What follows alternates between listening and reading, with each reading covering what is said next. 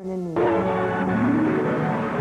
Audrey is the reluctant fashion model who takes Paris by storm. I don't want my hair cut. I don't want my eyebrows up or down. I want them right where they are. In the colorful and delightful Gershwin musical, Funny Face. Finally, the rain in Spain stays mainly in the plain. I think she's got it. I think she's got it. Audrey as Eliza Doolittle. Enjoy the newly restored 2-cassette version of Lerner and Lowe's Academy Award-winning musical classic, My Fair Lady. Call now 1-800-354-4KIDS. Enjoy Audrey Hepburn's most memorable movies in your home and help carry on her legacy of giving.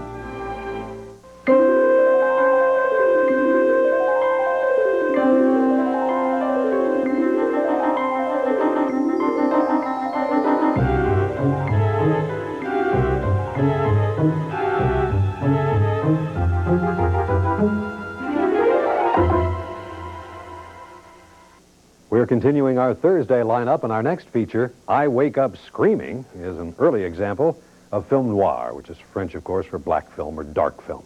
Basically, that means there are a lot of night scenes, and all of the characters are somewhat mysterious. In this film, Betty Grable is attempting to make the leap from singing and dancing leading lady to dramatic actress.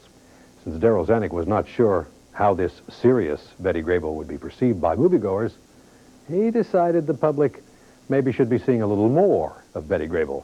So he inserted a scene where she and Victor Mature take off their clothes and go swimming. Has absolutely nothing to do with the plot.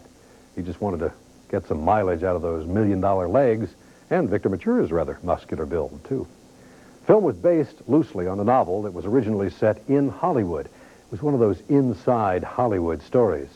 But according to legend, Darryl Zanuck would absolutely not allow a picture to be the least bit derogatory to Tinseltown, so they moved it out of Hollywood to New York City. Seems nobody cared what they said about New York City. I Wake Up Screaming is a classic whodunit. Who killed the attractive young actress? Is it the man who gave her the big break? Is it a fellow actor? The Broadway columnist? How about the hotel clerk, I suspect? Or how about her very own sister? Let's find out. And I Wake Up Screaming.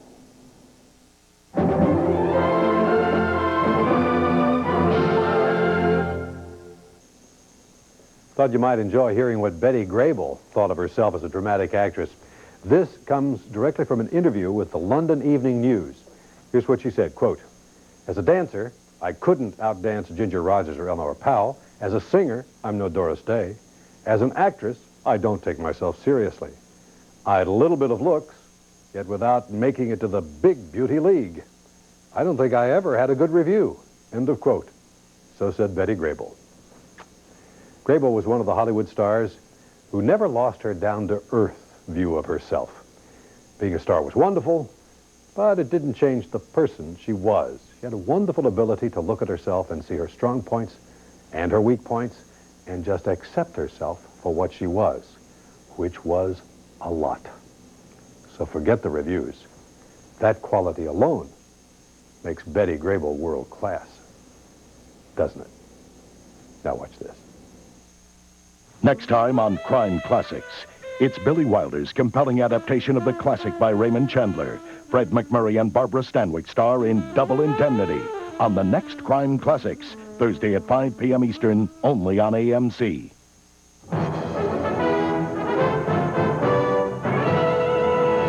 Stay tuned to enjoy 3 great dramas tonight on AMC. Coming up next, Claudette Colbert is a nun involved in a fight for justice in Thunder on the Hill, featuring Anne Blythe. Then Jack Palance stars with Anthony Perkins in the Western classic The Lonely Man. And Charlton Heston and Fred McMurray are the great explorers Lewis and Clark in the adventure saga The Far Horizons with Donna Reed.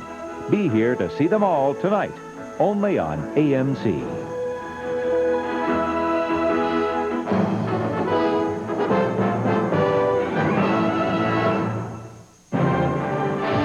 They made filmmaking an art. Because of their vision, motion pictures would never be the same. Greetings to Caesar from Egypt. Innovative technique made their movies far more real. Inspirational subject matter made their movies far more compelling. I killed Peterson. Me, Walter Neff. They took us places we had never been, told us stories we had never heard, and gave us moments we could never forget. AMC proudly acknowledges the legendary achievements of Hollywood's finest producers and directors with an exclusive weekly series, The Movie Makers. Next time on The Movie Makers, from master of suspense Alfred Hitchcock, one of his most famous thrillers, Robert Cummings, Priscilla Lane, and Norman Lloyd co-star in Saboteur on the next Movie Makers, Friday at 5 p.m. Eastern, only on AMC.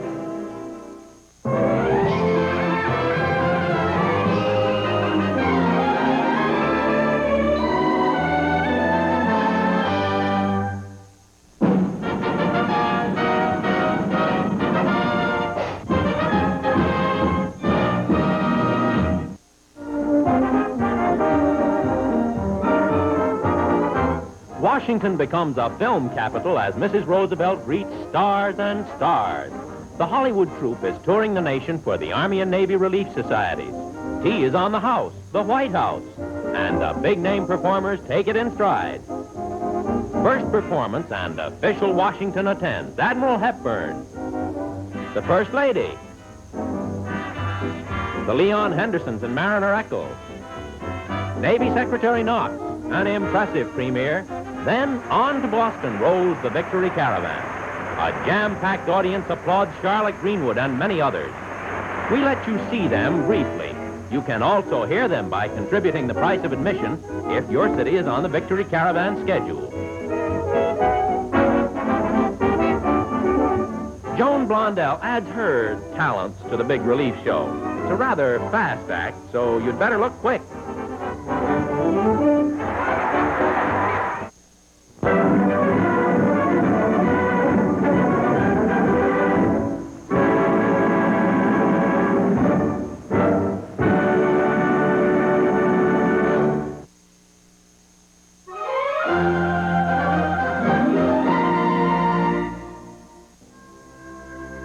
Through her concern for children, Audrey Hepburn taught us that to give love is life's most important task.